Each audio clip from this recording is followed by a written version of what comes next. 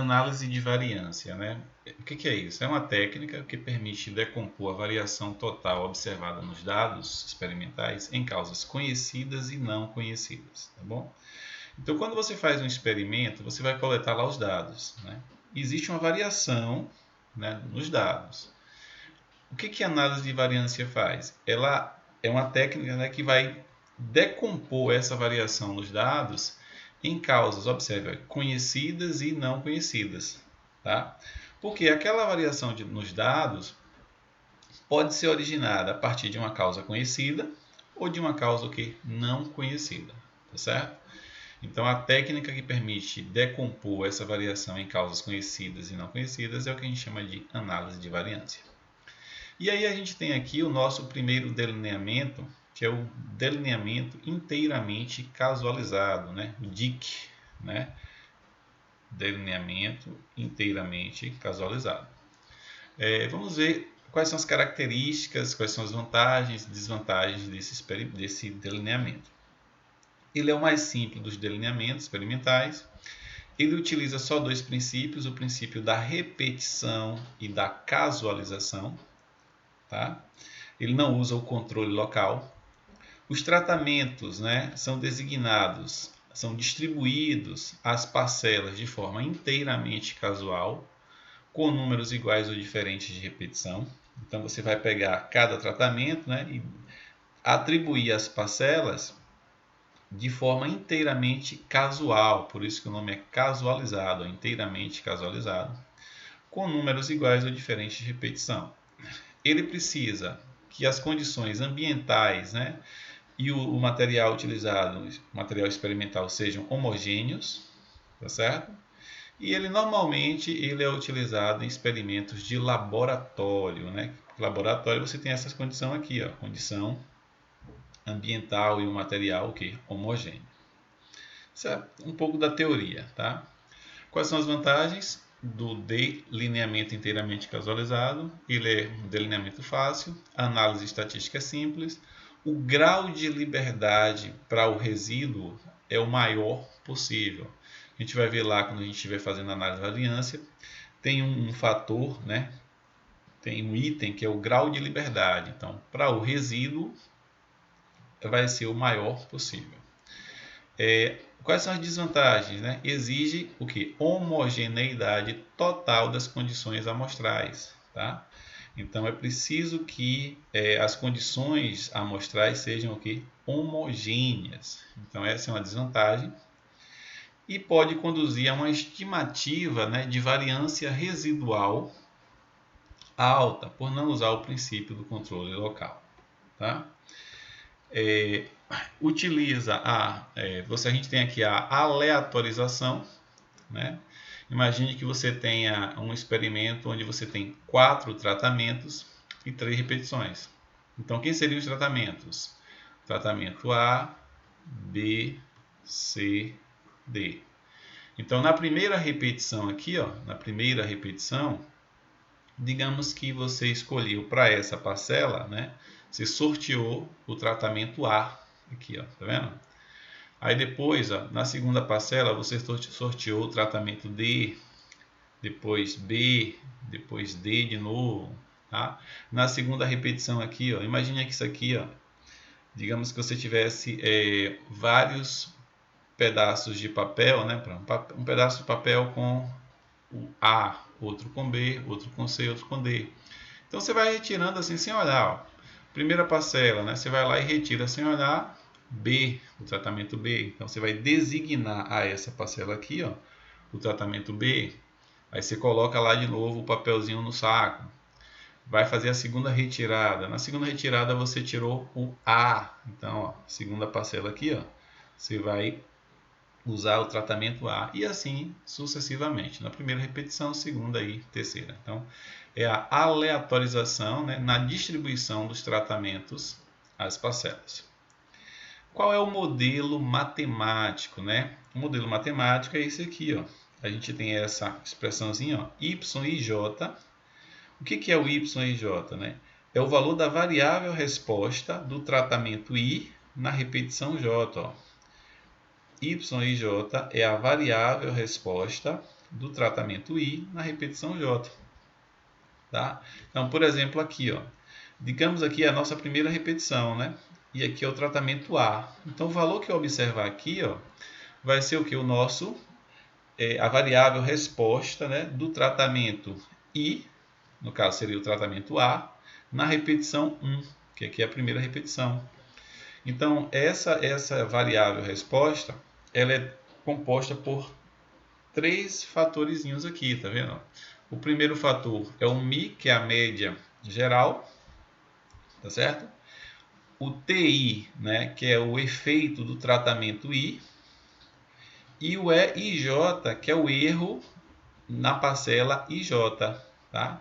Então, ó, o valor de cada variável resposta é igual à soma da média geral mais o efeito do tratamento I mais o erro da parcela IJ, tá certo? Bem tranquilo, né? Por enquanto a gente não fez conta nenhuma, não se preocupe não. A tabela da análise de variância para um delineamento inteiramente casualizado, observa, para um delineamento inteiramente casualizado, ela é formada por esses elementos aqui, ó. Aqui a gente tem nessa coluna, né, a fonte de variação. Aí a gente vai observar aqui o que, ó, que existe variação entre os tratamentos. Existe variação dentro de cada tratamento, que é o erro ou resíduo. Tá? Então, a gente vai observar lá que os valores serão diferentes entre os tratamentos e os valores haverá diferença de valores, ou seja, variação de valores dentro do próprio tratamento, que é o chamado de erro ou resíduo.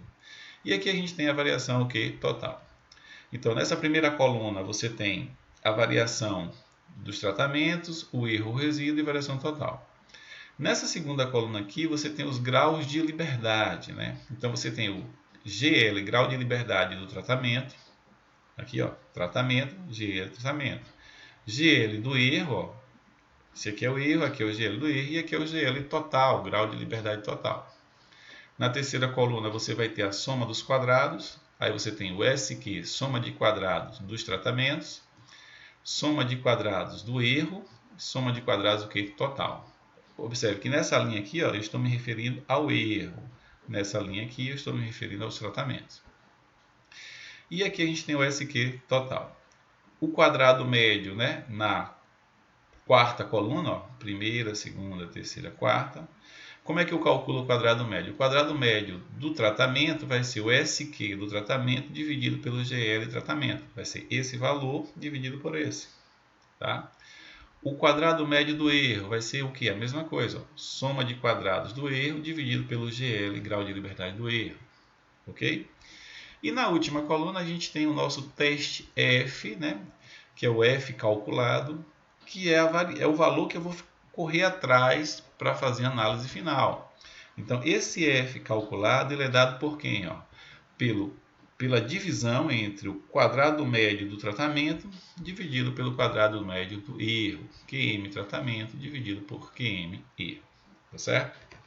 Então, quando a gente for fazer análise de variância dos dados, a gente, na verdade, vai achar todos esses valores. Ó, GL tratamento, GL erro, GL total, SQ tratamento, SQ erro, SQ total, QM tratamento, QM erro e o F calculado. No experimento, a gente vai ter lá os tratamentos e as repetições. Né? Então, o I vai ser sempre o número de tratamentos e o J vai ser sempre o número de repetições. Tá? Então, I é o número de tratamentos e J é o número de repetições. Vamos às fórmulas. Né? Observe aqui, ó, grau de liberdade. Ó, grau de liberdade. Quais são as formulazinhas que eu vou utilizar para achar o GL total, o GL erro, o GL tratamento?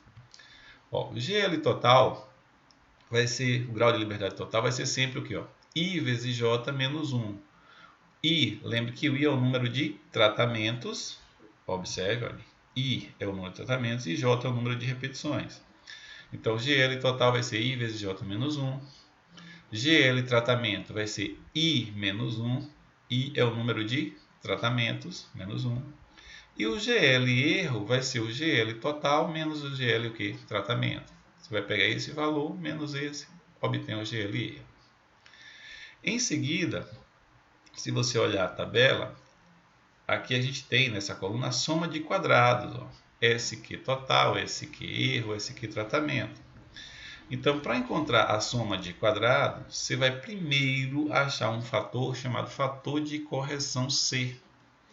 E como é que eu acho esse fator de correção C? Ó? Com essa expressãozinha aqui, ó. O fator de correção vai ser, ó, o quadrado do somatório de todas as variáveis respostas. Lembre que x e j é a variável resposta do tratamento I na repetição j.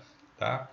Então, eu vou pegar lá todos os dados numéricos do experimento, né, que a gente está utilizando. A gente vai somar tudo, vai pegar essa soma, esse símbolo, né, o somatório, elevar o resultado ao quadrado e dividir por I vezes J. Lembrando que I é o número de tratamento e J é o número de repetições.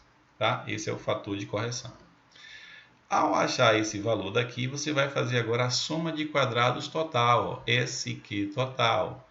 Qual é a formulazinha? Vai ser o somatório de quem? Dos x e j ao quadrado. Vamos agora entender aqui. Ó. O que é que eu vou fazer agora? Eu vou pegar cada variável resposta que eu tenho lá no experimento, elevar cada um desses valores ao quadrado e depois eu vou somar. Né? Então, ó, somatório dos x e j ao quadrado. É diferente daqui. Ó. Aqui você eleva ao quadrado o somatório dos x e j. Soma todos os valores e o total eleva ao quadrado.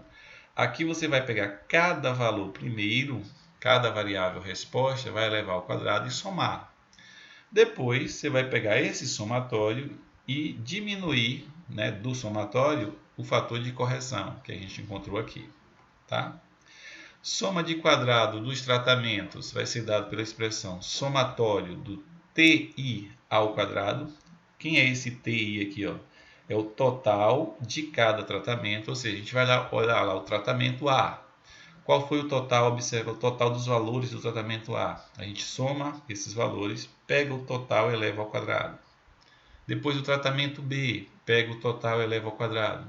E em seguida, a gente vai fazer isso com todos os tratamentos, vai somar os totais, os quadrados dos totais, né, dos tratamentos. Dividir o resultado por J, que é o número de repetições, né, menos C, que é o fator de correção. E aí, em seguida, a gente vai calcular a soma de quadrados do erro. Né? Observe que aqui ó, você tem a soma de quadrado total, vai ser um valor aqui, soma de quadrado do tratamento. Então, o SQ do erro, observe aqui, ó, o SQ do erro, vai ser o SQ total menos o SQ tratamento. Ok? Pronto. Uma vez encontrados os SQs, a gente vai para os quadrados médios. Aí você tem o quadrado médio do tratamento, lembre que é o SQ tratamento dividido pelo GL tratamento. O quadrado médio do erro, que é o SQ do erro dividido pelo GL do erro. Tá? E por último, o teste F, que vai ser o quê? O QM tratamento pelo QM do erro. Tá? O objetivo é chegar aqui. Tá vendo? Observe que isso é uma construção, né? Você vai fazendo passo a passo. A gente vai fazer um exemplo aqui. Depois que você encontra o F calculado, aí você vai para as hipóteses, né? Hipóteses sobre o efeito dos tratamentos. Existem duas hipóteses. A hipótese H0, que é chamada de hipótese de nulidade. O que é que diz essa hipótese? Que não existem diferenças entre os tratamentos, né? Aquela variação que ocorre ali nas médias dos tratamentos, elas ocorreram em função do acaso, não foi interferência de nenhum tratamento. Essa é a hipótese H0, ou seja, não há diferenças entre os tratamentos que você utilizou. Ou seja, aqueles tratamentos que você utilizou no experimento, eles não são responsáveis, né, pelas diferenças observadas. E a outra hipótese é a hipótese H1, né? O que é que diz essa hipótese? Pelo menos um dos tratamentos difere dos demais. Pelo menos um dos tratamentos difere dos demais. Ou seja, a diferença entre as médias observadas nos tratamentos, essa diferença ela ocorre em função de pelo menos um dos tratamentos, tá? Então essa é a nossa hipótese 1, ou chamada de hipótese alternativa, tá certo? Então, escolhido o nível de significância alfa, que pode ser de 5% ou 1%, né? Isso aqui é tabelado, a gente vai ver uma tabela com 5% ou 1%. A regra de decisão para o teste F é a seguinte: se o F calculado, observe, o F calculado é esse aqui que a gente encontrou, tá vendo? Depois daquele trabalho todo. Então, se o F calculado for maior que o F tabelado, observe, se o F calculado for maior que o F tabelado, qual é a conclusão? No nível alfa, né, ao nível alfa, dizemos que o teste ele é significativo, ou seja, rejeita-se H0, essa hipótese aqui, ó, e aceita-se, né, H1, ou seja, quando o F calculado é maior que o F tabelado, então você vai aceitar a hipótese H1. O que é que diz ela? Ou seja, pelo menos um dos tratamentos difere dos demais. Tá? Agora, se o F calculado, né, for menor ou igual ao F tabelado, o que é que vai acontecer? Você vai aceitar H0. Você vai aceitar H0, ou seja, você vai aceitar que não existem diferenças entre os tratamentos. E vai rejeitar H1, ou seja, conclusão, o teste não é significativo. Então são duas condições, observa. O F calculado maior que o F tabelado, você vai aceitar a hipótese H1, pelo menos um dos tratamentos difere dos demais. Se o F calculado for menor ou igual ao F tabelado, você vai rejeitar, né, H1, você vai aceitar H0, né? Ou seja, não existem diferenças entre os tratamentos. Essa é a parte teórica. Na aula seguinte, na aula 2, a gente vai ver um exemplo de aplicação de tudo que eu falei aqui.